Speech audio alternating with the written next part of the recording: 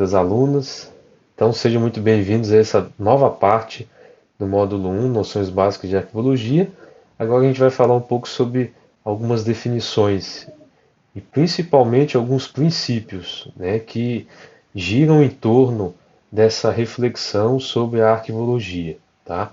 Então é muito importante que nesse momento a gente consiga compreender bem isso, para que assim a gente consiga chegar mais adiante, né? Ou seja, nas demais reflexões que ali a gente vai realizar ao longo do tempo. Então, partindo primeiramente, é muito importante que a gente consiga definir o que é documento, né? Documento tem uma perspectiva muito ampla.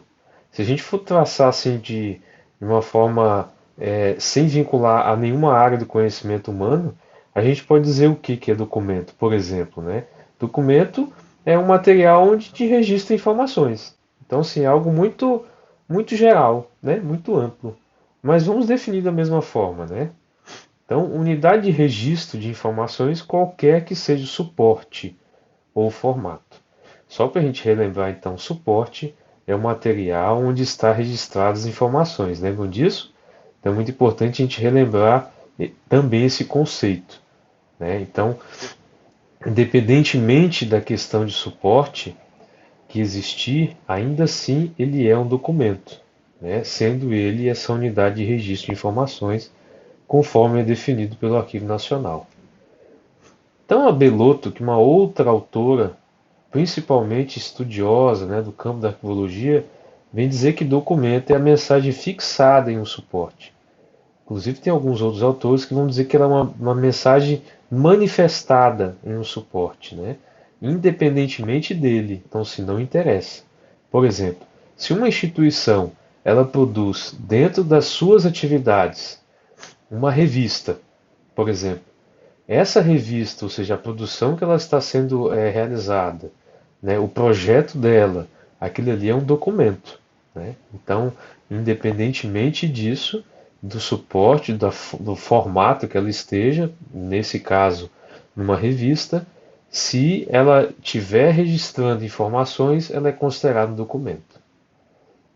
E é também uma unidade constituída pela informação e seu suporte. Ou seja, é uma outra visão muito semelhante às demais, né, que já fomos apresentados.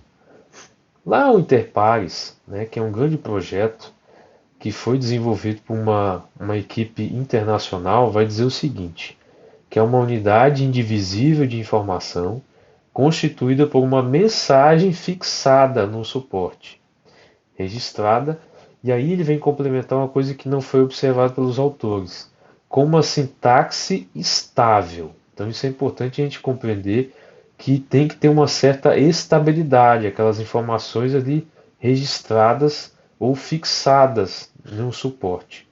Seja inclusive, né, no caso de um suporte digital, vamos dizer assim, né, ou seja, aquele que pela reunião de códigos binários armazena, né, informações, né, o que está registrando aquelas informações. Elas precisam estar fixadas ali.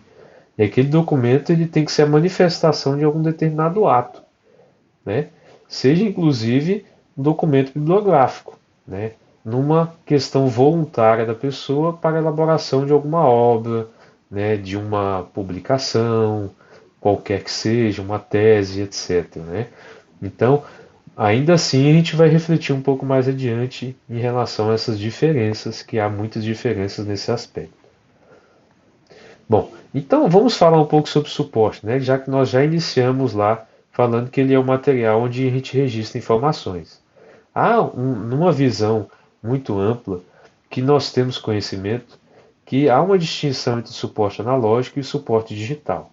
O suporte digital é aquele que é derivado dessa reunião de códigos binários, né? Ou códigos em dígitos binários. Tudo o que não for digital, ou seja, é considerado suporte analógico.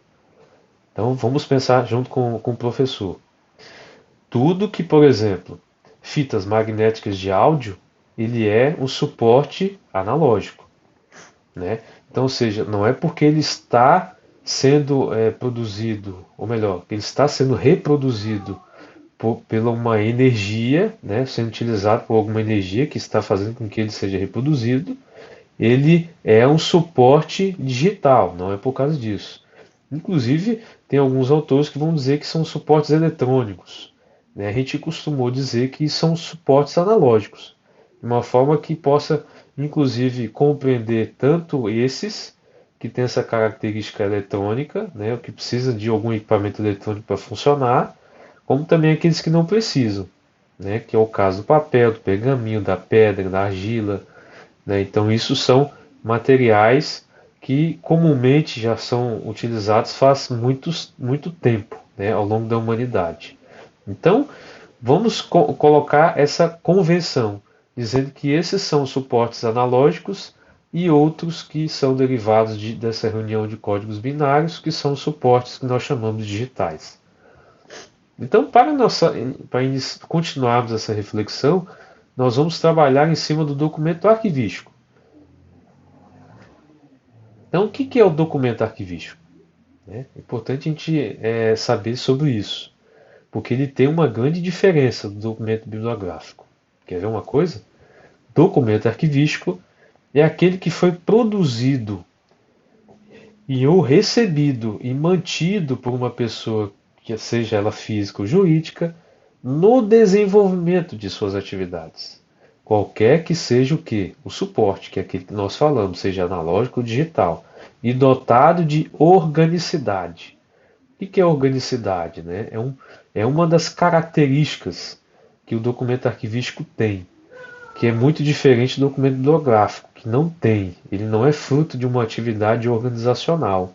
Por isso que a atividade organizacional é derivada de um complexo orgânico, jurídico, inclusive, né, ou físico, na questão de uma pessoa física, né, que, por sua vez, são criadas para a manutenção daquela instituição ou da pessoa física. Então, tudo que ela vai fazer, né, em termos de atividade, se ela gerar algum documento, vai ser necessariamente documento de arquivo. Tá bem? Então, sim, isso é muito importante a gente saber dessa grande distinção. Então, Interpares, que é aquele projeto que eu havia citado há pouco, ele diz o seguinte, que documento arquivístico é aquele elaborado ou recebido no curso de uma atividade prática. Então, assim, não tem muita diferença do que o Arquivo Nacional falou. E aí ele complementa, como instrumento ou resultado de tal atividade, e retido para ação ou referência. Ali, então ele faz uma coisa diferente que o Arquivo Nacional não havia citado, que ele é retido para ação ou referência. Então, a ação em que sentido? Né? Se a gente necessitar daquele documento, por exemplo, para o exercício de cidadania, para comprovar um determinado fato ou acontecimento, né, para algum efeito de pesquisa, né, para algum sentido que, nesse sentido, decorre uma ação. Né, ou também para referenciar a algo que foi registrado e que a gente precisa daquela referência, né, como sendo fonte de primária, que a gente costuma dizer. E o EARC Brasil, né, que foi um documento elaborado pelo Conselho Nacional de Arquivos, lá naquele documento diz o seguinte, que documento arquivístico são instrumentos fundamentais para a tomada de decisão.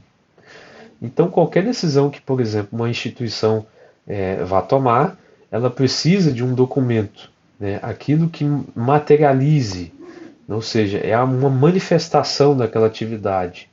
Tanto é que quando a gente estava falando sobre memória e arquivo, né, aqueles que puderam assistir o vídeo anterior, se não puderam assistir, assistam agora, né, que é muito importante a gente assistir também, para a gente compreender um pouco, a gente vem mencionar sobre essa transição, né, da história oral para a história escrita. E essa transição foi fundamental em virtude do quê?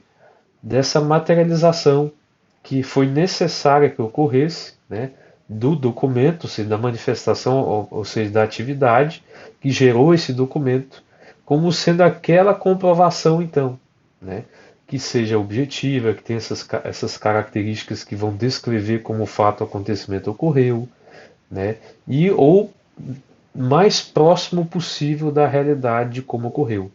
Né. Então, o documento de arquivo ele tem essa característica.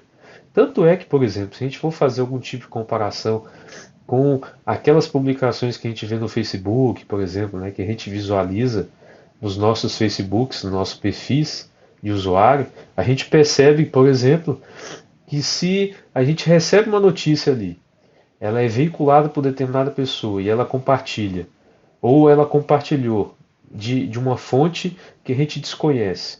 Qual será a primeira iniciativa daquele que tem um certo nível de um certo nível de preocupação para saber que se aquilo ali é autêntico? Ele vai na fonte primária, ou seja, quem foi que produziu aquela informação? Tem alguma página que possa vincular isso, algum site, né, ou uma fanpage, que a gente costuma dizer que é a página do Facebook? Então, quem foi que produziu aquilo ali? Então a gente precisa encontrar aquele que produziu. Aquele que produziu vai ser quem? Aquela fonte primária. Né? Ou seja, aquele que a gente vai conseguir efetivamente compreender que é o que produziu o documento. Aí a gente vai avaliar se aquilo ali é verdade, ou seja, autêntico ou não. Né? Então a gente costuma dizer isso. E também é utilizado para a prestação de contas de órgãos ou entidade, né? Com o sentido de que a gente está prestando contas para a sociedade daquilo que a gente fez. Então é necessário que haja um documento com esse tipo de característica. E no segundo momento, em fontes de prova, né? Como a gente costuma dizer também, garantia de direitos aos cidadãos e testemunhos de ação. Então, o documento arquivístico ele está envolto, ou seja, imerso dentro de dois grandes princípios, que na verdade um deles é o princípio geral, que nós costumamos dizer que é o princípio da proveniência, ou respeito aos fundos. Os demais outros princípios, ou melhor, o princípio da ordem original é quase que um derivativo desse princípio da proveniência. Inclusive tem alguns autores que vão considerar isso como característica e não como princípio. Mas aqui para a nossa reflexão nós vamos trazendo como princípio. Então o que é o princípio da proveniência, né? O respeito aos fundos? É aquele princípio que diz o seguinte, que a gente precisa respeitar de onde que vem, ou de onde provém aquele documento arquivístico. Então, por exemplo, eu não posso chegar e misturar um arquivo do Ministério da Saúde com um arquivo da Secretaria de Saúde, pois são órgãos distintos, apesar dos dois tratarem do tema saúde. Né? Então a gente precisa estar com esses arquivos separados, distintos, em virtude do quê? De características básicas das instituições. Né?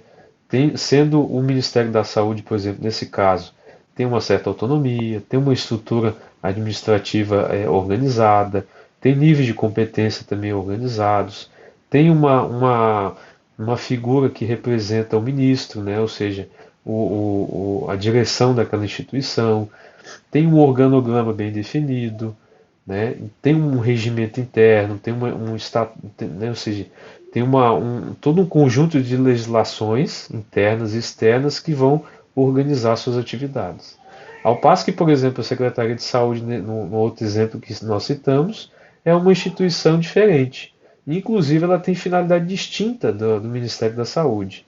Então, por assim dizer, né, a gente não pode misturar fundos de arquivo, ou seja, todo o acervo que é constituído em razão das atividades organizacionais e que vão ser preservados para mais adiante. Estudos é um fundo de arquivo, com essas características que citei há pouco, né? Ou seja, com competências definidas, com legislação interna definida, com nível de comando definido, com organograma definido, né? Com uma estrutura bem organizada, inclusive com autonomia administrativa, não necessariamente autonomia financeira, mas que tem essas características.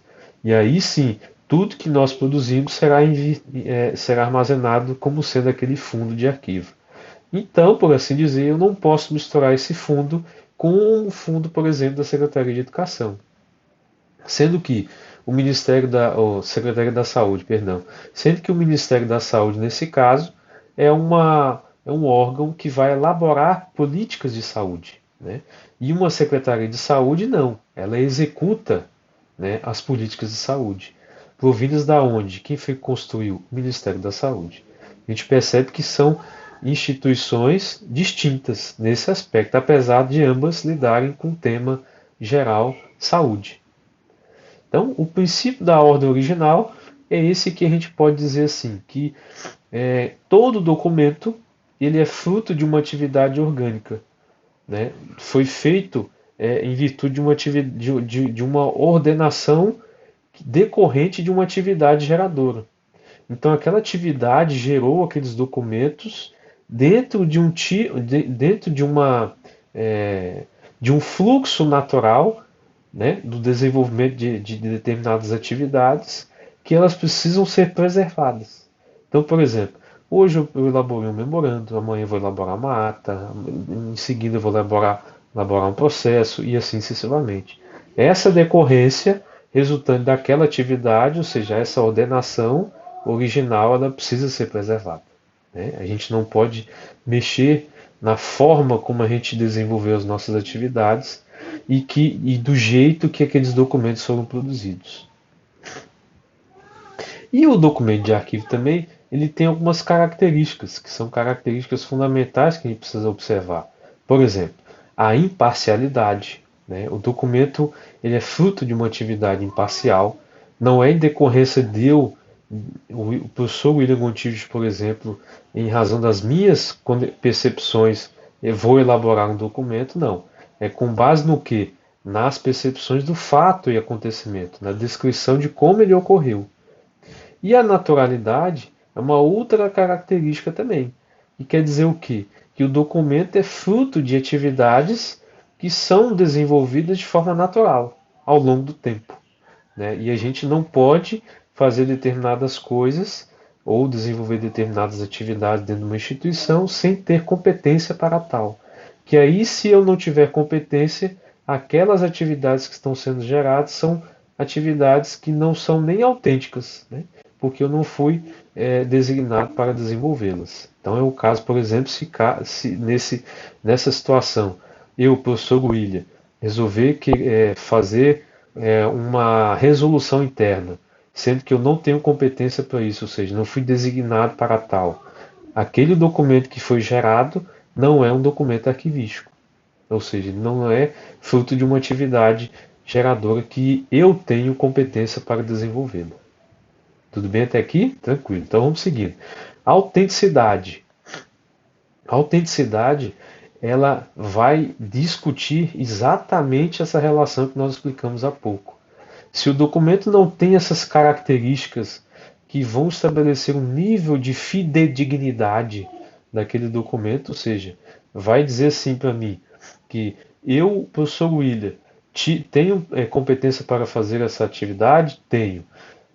Eu vou desenvolver determinados documentos, vou desenvolvendo aqueles documentos, então gerando eles, aqueles documentos são documentos autênticos. Se no caso diferente, eu não tiver uma prerrogativa para desenvolver determinadas atividades, vamos supor que nós citamos há pouco, elaborei uma resolução sem ter competência para isso, ou seja, não fui designado para ser diretor-geral para aprovar uma resolução. E ainda assim o faço, aquele documento é um documento não autêntico, né? Ou seja, dentro dessa característica de competência, eu já posso afirmar que o documento não tem elementos que vão me dizer que ele seja autêntico, né? Como também as falsificações, né? O uso incorreto da própria assinatura, e os elementos internos e externos do documento, né? Tudo isso são características que precisam ser observadas no campo da autenticidade, para que assim a gente consiga perceber se o documento é autêntico ou não, né? Ele tendo ou não esses elementos internos e externos, né? Ou intrínsecos e extrínsecos que a gente costuma dizer que os documentos precisam ter. E no fator, ou seja, na característica de organicidade, o documento é orgânico quando ele corresponde às atividades que são geradas. Ou seja, ele é fruto de uma atividade organizacional. Ele não pode ser fruto de uma atividade não deliberada, ou seja, não é fruto de uma atividade que foi exigida para que eu possa fazer. Eu fiz porque eu quis, né? Dentro de um tempo do meu tempo. Isso não. Eu tenho que desenvolver dentro das minhas obrigações, das minhas competências, no tempo que for adequado para o desenvolvimento daquela atividade. Né? Então, por exemplo, um processo licitatório. Eu não posso elaborar um documento fora do processo licitatório ou que esteja em desacordo com o cronograma dele, porque então a gente não vai estar obedecendo um processo orgânico, né, de como aquilo ali foi estruturado, planejado, né, por uma comissão né, do edital, né, da licitação e etc. E o interrelacionamento é uma característica muito comum também aos documentos de arquivo, porque eles são interrelacionados. Então, um determinado fato e acontecimento, por exemplo, tem vários documentos que estão interconectados. Eles estão relacionados entre si. E a gente necessita que eles estejam, para que assim a gente consiga compreender de forma mais profunda como o fato ocorreu. É um papel, por exemplo, de um especialista, de alguém que está fazendo algum tipo de investigação criminal, por exemplo. Ele precisa olhar todo o cenário, obter todos os recursos que ele precisar, tanto físicos, né, que é no caso materiais, né, no caso de algum tipo de coisa que ele obtiver do ambiente, uma pedra, uma faca, né, um cabelo e etc., como também os documentos, que também são elementos materiais, que, por assim dizer, estão relacionados àquele determinado fato ou acontecimento. Então, os documentos necessariamente estão interrelacionados em razão do quê? Da atividade que o gera. Então, uma atividade, por exemplo, pode gerar um ou vários outros documentos. Necessariamente vai gerar mais de um documento, né? Para a gente pelo menos ter uma observação que vai se dar não só por aquele que está observando o fato ou acontecimento, como também aqueles outros que têm conexão com ele, que têm vínculo com aquele determinado fato ou acontecimento. Por exemplo, no caso de uma instituição, né, uma empresa de contabilidade, a gente precisa que aquela atividade, para ela alcançar sua finalidade, o documento passe a ser, por exemplo, avaliado por uma outra área de dentro da empresa. Então, todo o trâmite que aquele documento percorrer ao longo da empresa, aquele ali é considerado. Ou seja, todos os documentos que são elaborados em virtude daquele trâmite que ocorreu dentro da instituição ao longo de determinado período deverão caminhar juntos, para que assim a gente observe como o fato ocorreu. Isso é muito comum a gente observar no processo, por exemplo, né? Um processo judicial, um processo administrativo. Quando o processo ele é autuado, aberto, né? Nesse caso, ele inicia-se com um termo de abertura e assim vão sendo inseridos ao longo do tempo todos os documentos decorrentes das atividades que assim foram necessárias que ocorressem para que aquele processo alcançasse a sua finalidade. Então, aqui a gente tem uma observação do que é o documento arquivístico digital, né? O documento arquivístico digital é todo aquele que é produzido em razão de uma determinada atividade que permanece ou não no ambiente digital, né? Isso é muito, ou melhor, que foi produzido e assim permanece ou não permanece. Ou aquele que foi reproduzido ou que foi migrado para o âmbito digital, que é o caso, por exemplo, do documento digitalizado. Ele foi impresso, né, assinado, assim ele foi constituído como documento autêntico em razão da assinatura, né, em razão das competências que aquela pessoa tem para elaborar determinada atividade, ele foi elaborado e assim então ele foi digitalizado. Aí ele foi colocado no ambiente digital, né, pelo recurso da migração de dados, por meio da digitalização, por exemplo, que é uma estratégia de preservação, e assim ele permanece no ambiente digital. Um documento nato digital é aquele que não foi impresso.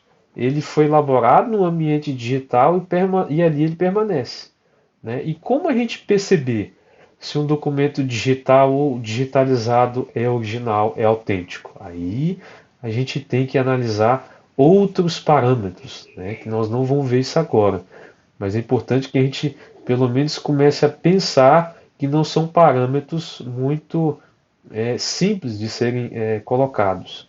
A gente precisa obedecer todo um conjunto de procedimentos que vão garantir que aquele documento permaneça autêntico, né? Diferentemente daquele que, quando permanece no ambiente analógico, no suporte analógico, né? Ou seja, aquele impresso, ele já tem por característica simples, né? De que ele permanece ali com as suas assinaturas e com todos os elementos internos e externos. Quando ele vai para um ambiente digital, em virtude da digitalização, por exemplo, né, que é o caso do documento digitalizado, ali ele vai ter que ter outros mecanismos que vão dizer assim: bom, ele foi digitalizado, não foi alterado, né, por algum programa. É, tivemos alguns tipos de perfis de usuário, né, que mantiveram o acesso restrito a determinadas pessoas. No caso, por exemplo, elas não alteraram o documento, né, ele vai permanecer ao longo do tempo sendo migrado de um banco de dados para outro banco de dados e assim sucessivamente. Então, isso a gente já pode dizer, já pode inferir que ele possa permanecer autêntico, né? Mas também a gente pode, se caso isso não ocorrer, já afirmar que ele não seja um documento autêntico. Por exemplo, eu peguei lá o Adobe Acrobat e fiz uma alteração do documento digitalizado, que isso é muito comum, isso é possível fazer. Se eu alterei, ele já perde a autenticidade, né? A gente já não tem eu não posso ter essa garantia que o documento seja fidedigno, né? Ou seja, ele corresponda efetivamente àquela realidade. No documento nato digital é a mesma coisa.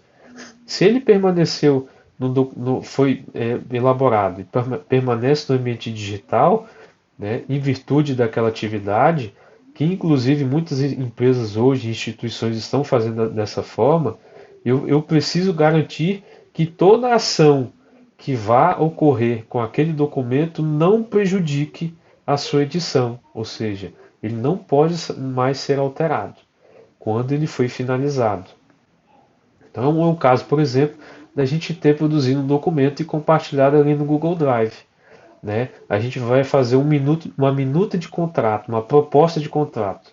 A gente elaborou juntos, eu e vocês, por exemplo, um contrato de locação de imóvel e assim cada um foi lá e fez teve a sua percepção, alterou e assim ao final nós revisamos e fechamos o documento. A partir daquele momento eu tenho que alertar ou é, que assim é uma forma mais efetiva de fazer, a gente vai alterar a forma de edição.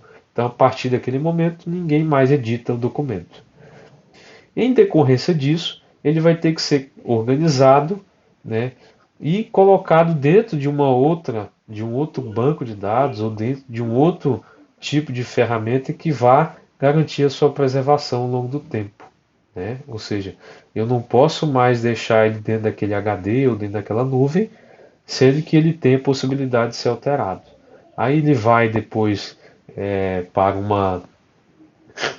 um repositório digital confiável, ali ele já não vai mais ser alterado, ali a gente vai fazer uma normalização, que a gente costuma dizer, se ele está fora de um padrão de extensão de arquivo, ele vai para um padrão de extensão de arquivo padronizado, né? Ou seja, se ele foi elaborado .dot, ele vai ter que ser alterado para .doc ou para outro tipo de extensão padrão. E se for um documento de áudio, né? Ou se for um documento de vídeo, estava em AVI, agora ele vai ter que ser normalizado para o quê? Para MP4 e assim sucessivamente. Então, isso tudo são microações que são executadas ao longo desse processo para garantir a preservação digital mais adiante. Então, característica, né, em relação aos documentos digitalizados. O acesso à informação é realizado por meio de cópias digitais, isso é muito importante a gente relembrar, né? Ou seja, esses documentos não são documentos digitais, não são documentos autênticos no sentido de que aquilo que está sendo reproduzido por meio da digitalização não é em si o documento original, mas é uma cópia digital que ele vai permanecer tendo as suas características, né? Que a gente pode dizer mais adiante que ele seja autêntico, no sentido de que a gente manteve as suas características internas e externas ao longo do tempo preservadas, sem ter algum tipo de alteração. E claro que em virtude disso não quer dizer que a gente vai ter que eliminar o original, que é o analógico, né? Isso é muito importante que a gente compreenda. É necessário, e assim ele vai dizer ali mais adiante, né? É necessário que haja preservação do documento analógico original. Então a gente não pode, pelo simples fato que nós digitalizando o documento, assim então eu vou eliminar o documento analógico. A gente não pode fazer, porque se a gente ainda permanece com ele sendo utilizável, né? Ou seja, eu posso ainda manusear aquele documento analógico, né? Eu posso consultá-lo ainda assim, a gente permanece com os dois, tanto analógico quanto digital.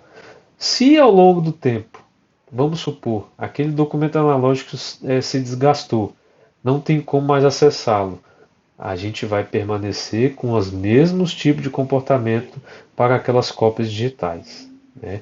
Elas vão ter alguma característica autêntica se assim a gente vier a tomar aquelas medidas necessárias para fazer com que todos aqueles elementos sejam preservados. Ou seja, o documento não pode ser alterado mais adiante. De tal forma que seja possível acessar a informação por meio de cópias digitais, né? Então, no caso do documento analógico, preservando o contato com o documento, né, analógico. Há uma necessidade de se preservar o documento analógico original com o uso de cópias digitais de seguranças, para que em algum sinistro seja possível recuperá-los. Então, essa recuperação é importante que ocorra, né, ao longo do tempo, e a gente precisa ter essas cópias que vão nos dizer que eles permanecem sendo aqueles documentos autênticos. É necessário que o documento seja em algum momento substituído em virtude da obsolescência tecnológica. Então, o que é obsolescência tecnológica? A gente sabe que ao longo do tempo essas coisas se desgastam, né? Elas se tornam obsoletas também, tanto pelo próprio desgaste como também pela obsolescência, né? Então, se por exemplo o CD, que hoje já não se utiliza mais, e eu não tenho mais como acessar aquele CD, eu preciso ter um equipamento que vá acessar aquele CD ao longo do tempo. Ou que a gente migre então aqueles dados que estão no CD, permanecendo, né, preservando todos os elementos internos e externos do documento, para que assim mais adiante ele possa ser recuperado, né, e verificada aquelas informações, mantendo-se a mesma integridade. E há uma necessidade de substituição do documento analógico original quando não for mais necessária a sua presença física, né? Então a gente, se a gente não, se a gente permanece com aquele documento analógico e assim ao longo do tempo eu tenho aquele documento digitalizado também. Se eu tiver que, por exemplo, eliminar o documento digital, tudo bem, vai ter o analógico. Mas se eu tenho o digital e quero eliminar o analógico, eu não posso. Mesmo que se em virtude disso, né, tiver algum desgaste daquele suporte analógico ao longo do tempo. Eu também não posso substituí-lo por um novo, que às vezes ocorre isso, né? Esse novo será um novo documento, né? Não será o mesmo documento com a mesma data. Então, quando ele diz assim, há uma necessidade de substituição do documento analógico original quando não for mais necessária a sua presença física. Então, aí sim, eu vou substituir por aquele documento digital, né? em virtude do quê? De que se a gente for eliminar o documento analógico e eu permanecer com o documento digital, vai ser porque a gente necessitou para efeitos de alguma informação. Não que a gente precise mais daquele documento digital. Ou seja, se em decorrência, se houver alguma eliminação daquele documento analógico, eu não preciso mais ter o documento digital, exceto nos casos como nós já referimos, né, para efeitos de algum tipo de informação ou que ainda a instituição necessitar, mas compreendendo que aquele documento digitalizado não tem a mesma força que um documento analógico, ou seja, para efeito de prova e contestação judicial. Então, quais as características, né, de um documento arquivístico digital? Ele tem características muito semelhantes aos documentos analógicos. Formato, uma forma física e conteúdo estável, ou seja, não é porque decorre-se de uma reunião de códigos binários que eu não vou ter uma forma que ele precisa se apresentar. O que, que é forma? Né? É importante a gente relembrar o que, que é isso, ou saber, né? Para aqueles que ainda não sabem. Forma é o documento como ele se apresenta. Por exemplo, a ata ela tem uma forma, ela tem um parágrafo só, né? Tudo em texto corrido. Lá embaixo a gente vai ter uma relação de assinaturas. O memorando tem uma forma de se apresentar diferente. Né? Ele tem lá em cima a data, tem lá no campo esquerdo o número do memorando junto com o assunto, o destinatário. Depois tem um corpo do texto e a assinatura no final. Um ofício tem uma forma diferente, né? E assim sucessivamente. Então, seja, para cada forma eu vou ter um tipo de apresentação diferente. E é importante que a gente relembre disso. Né? Então, essa forma física e esse conteúdo que está ali, eles têm que permanecer estáveis, ou seja, eles têm que estar juntos, vinculados. Não pode estar fora, desordenado. Né? Ele tem que necessariamente estar dentro de uma forma documental. Tem que se manter a sua preservação, né? A apresentação que tinha quando salvo pela primeira vez. Então ele não pode ser alterado. A partir do momento que ele é concluído, que a gente costuma dizer, né, que foi inclusive assinado digitalmente, que isso pode ocorrer também, a partir daquele momento ele não pode mais ser alterado. Tem que ter uma relação orgânica, quer dizer o quê? Ele foi fruto de uma atividade deliberada. Eu não posso simplesmente achar que, em virtude de uma necessidade minha, eu vou elaborar a qualquer tempo um determinado documento. Não, ele vai ter que ser em decorrência de uma determinada atividade. Né? Então, por isso que quando a gente elabora documentos que a gente não tem prerrogativas, né, e que não foi designado para isso, ele não é um documento autêntico e, por assim dizer, não tem essa relação orgânica. E um contexto identificável, né, que a gente verifique o quê? Que há dentro dessa hierarquia, né, da estrutura que o documento arquivístico é decorrente, eu consigo identificar, né, da onde é que ele foi produzido, por quem ele foi produzido. Né? Isso são características que precisam ser preservadas. E óbvio, né, uma ação também, ele participa ou apoia uma determinada ação, obrigatória ou não. Então, como os documentos arquivísticos no âmbito analógico, os documentos arquivísticos digitais têm semelhanças em suas características. Por exemplo, são fruto de atividade orgânica, são únicos, como também os documentos arquivísticos analógicos são únicos também, né? Nós não citamos anteriormente, mas tem também essa característica da unicidade, ou seja, todo documento arquivístico é um documento único, eu não posso ter mais de um para uma mesma finalidade. Né? Então vamos supor, uma nota fiscal, que às vezes ela é produzida em várias vias, ela vai alcançar finalidades distintas. Né? Ou seja, uma nota vai para o cliente, a outra nota pode ir, por exemplo, à contabilidade, a outra nota pode entrar num processo, e assim se estão ocupando, ou seja, estão alcançando finalidades distintas. Mas a gente percebe que isso é peculiar a determinadas atividades, não a todas, né? A confiabilidade, ele precisa ser um documento confiável, né? Que isso já está implícito num documento analógico. Para o documento arquivístico digital, não. Ele não está tão implícito. Por quê? Porque a gente precisa dar elementos que garantam que ele seja confiável. Ou seja, que ele não foi adulterado, né, que ele foi elaborado por uma pessoa que tem competência para isso, que ele foi fruto de uma atividade deliberada, orgânica. Né, isso tudo precisa ser refletido. E que ele seja, como está dizendo a próxima característica, autêntico, né, que nós já falamos anteriormente. Ele precisa estabelecer elementos que permitam que a gente identifique ele como sendo um documento autêntico. E acessíveis, né?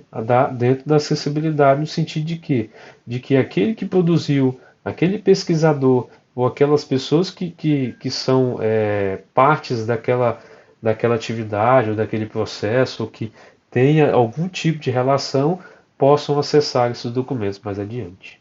Então, isso fica uma breve aula para vocês, fica as nossas referências também, né, como sendo ponte de apoio, tanto pelo Arquivo Nacional, Beluto, né, o Conselho Nacional de Arquivos, o Interpares e o Rondinelli, né, ou melhor, a Rondinelli, com esse Conselho de Documento Arquivístico frente à realidade digital. A gente agradece a participação, aqueles que puderam estar acompanhando essa aula gravada. Fiquem com Deus e até mais ver.